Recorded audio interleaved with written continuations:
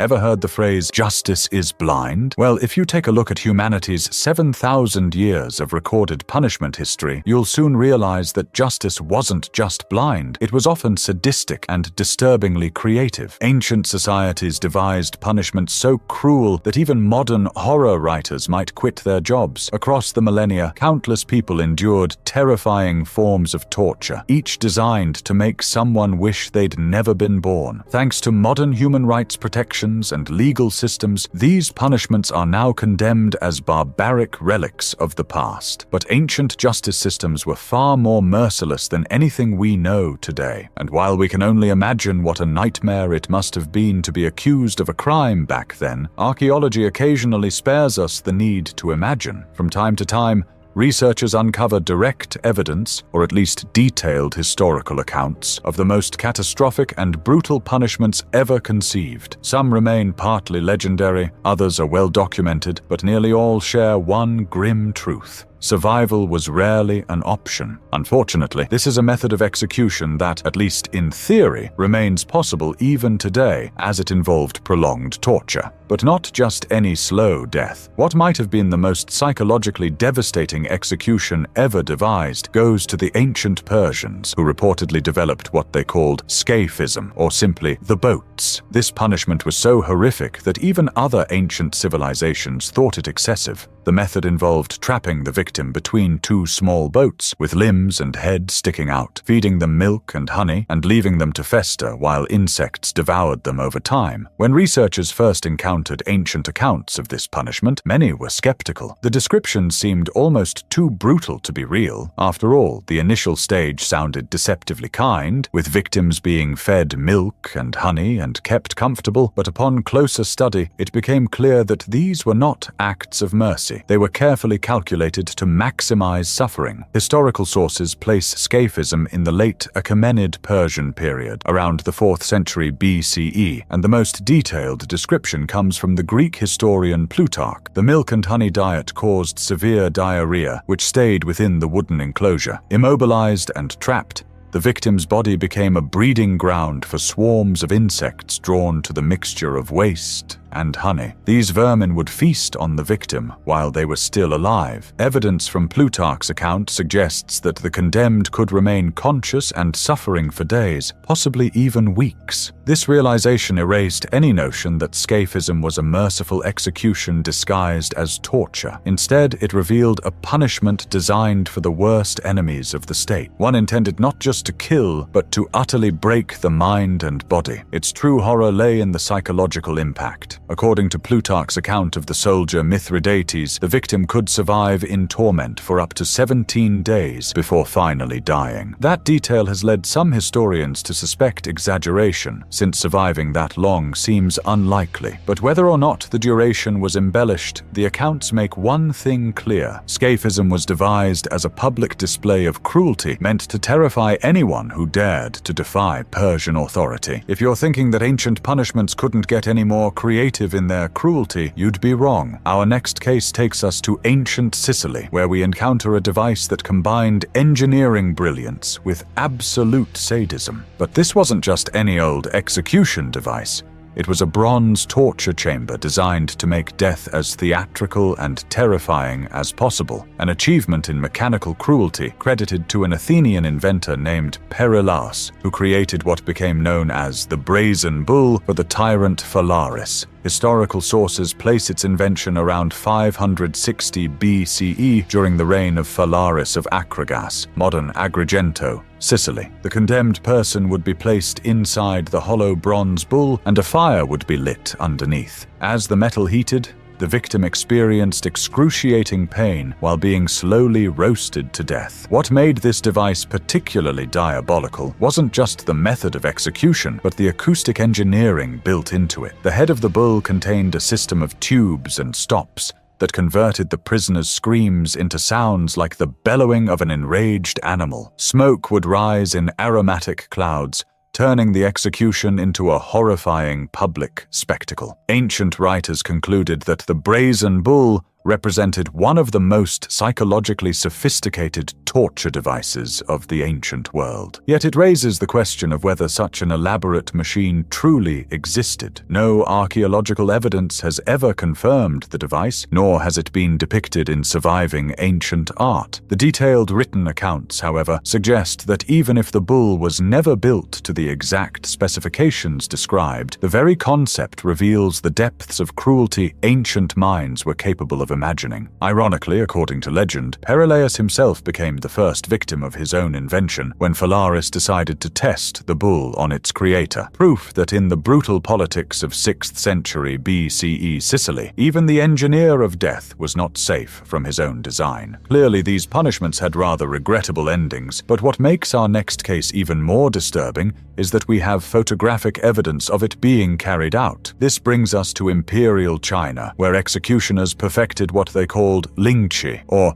death by 1,000 cuts, a form of slow slicing that wasn't just about killing criminals, but about systematically dismantling the human body over hours or even days. Historical records and surviving photographs show that Lingchi was officially practiced from the 10th century CE during the Tang dynasty and remained legal until its abolition in 1905 under the Qing dynasty. Archaeological evidence of this punishment emerged in 1999 when Chinese archaeologists unearthed a human skeleton with signs of systematic cutting and amputation. What made this punishment particularly horrific wasn't just the physical pain, but the precise medical knowledge required to keep victims alive throughout the process. Early researchers wondered how executioners could inflict hundreds of cuts without causing immediate death from blood loss, but after examining preserved remains and historical manuals, a terrifyingly sophisticated picture emerged. This wasn't random violence. Executioners made careful, deliberate incisions to the arms, legs, and chest, often leading to the slow amputation of limbs, before finally ending the ordeal with decapitation or a stab to the heart. They understood human anatomy well enough to avoid major arteries and vital organs, keeping the victim conscious for as long as possible. The number of cuts was often predetermined based on the severity of the crime, with some executions reportedly involving hundreds or even thousands of individual slices. Chinese historical records describe Lingchi as the ultimate expression of judicial cruelty, reserved for the most heinous crimes such as treason, parricide, or killing one's master. The public nature of the executions served as both a spectacle and a deterrent,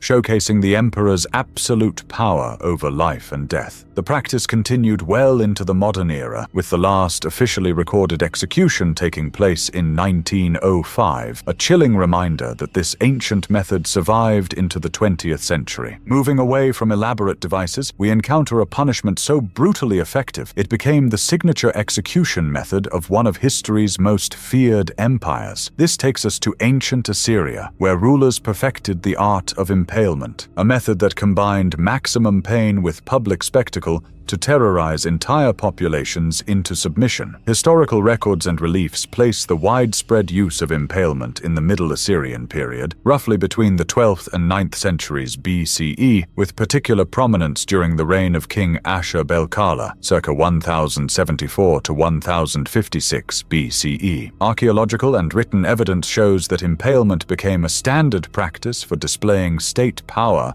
and deterring rebellion. What made Assyrian impalement especially horrific wasn't just the method itself, but the scale on which it was carried out. Ancient accounts describe entire conquered cities surrounded by forests of impaled victims. At first, many historians believed these reports were exaggerated propaganda designed to magnify the empire's fearsome reputation. However, excavations and Assyrian palace reliefs have confirmed that mass impalement was indeed a standard punitive measure. The process involved driving a sharpened stake through the victim's body in a way that deliberately avoided vital organs to prolong suffering. Skilled executioners perfected techniques for inserting the stake through the rectum and up through the torso, while carefully avoiding the heart, lungs, and major blood vessels. Victims could remain alive for hours or even days while displayed in full view of the public. This wasn't merely execution, it was psychological warfare. The sight of hundreds or thousands of impaled bodies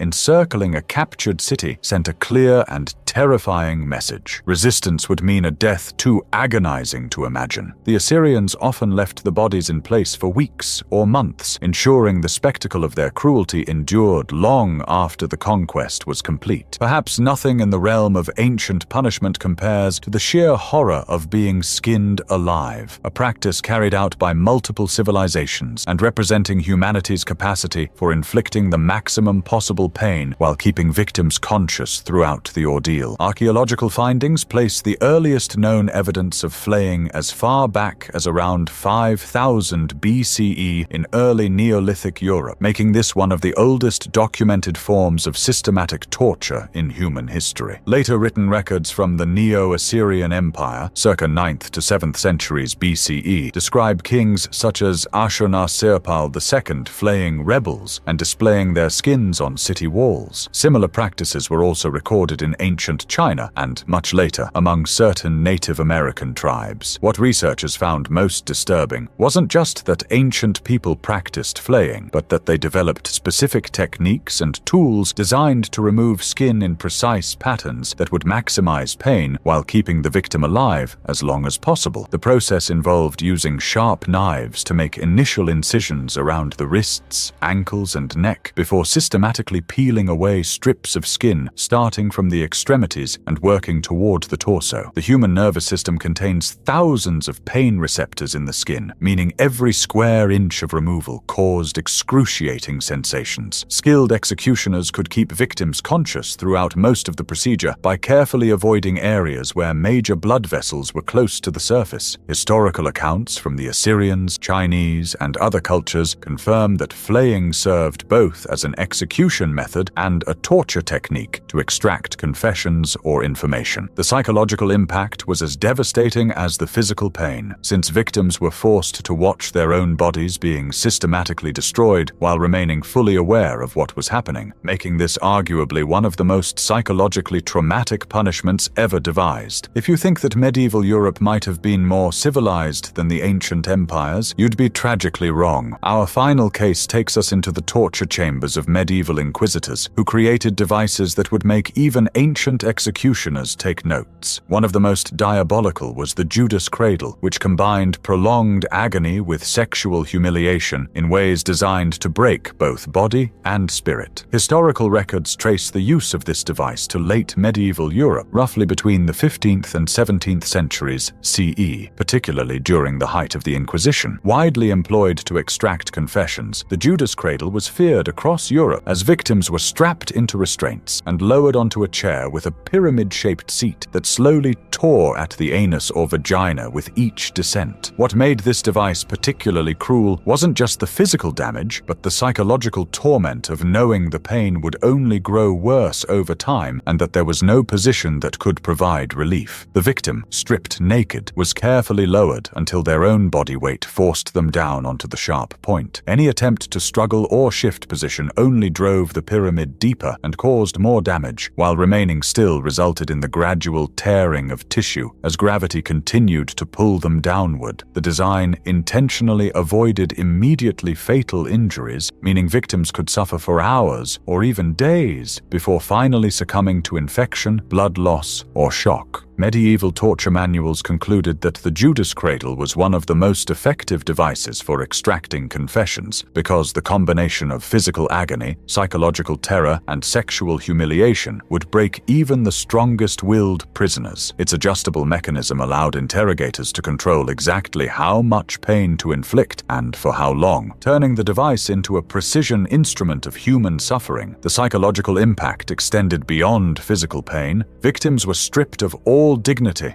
and forced to endure a form of torture that attacked their most private and vulnerable areas, often in full view of spectators. Survivors, if there were any, were left permanently traumatized not only by the physical damage, but by the complete humiliation inflicted in front of a crowd. Maybe the takeaway from all these examples of judicial brutality throughout history is that while we often think of ancient and medieval people as being less civilized than us. The truth is that they were just as intelligent and creative as modern humans. They simply applied that intelligence to developing ways of inflicting maximum suffering on their fellow human beings. And what's most disturbing is that these weren't random acts of violence, but carefully designed systems of punishment that were considered normal and necessary for maintaining social order. From the early Neolithic period around 5000 BCE, when the first evidence of ritual flaying appears, to the early 20th century,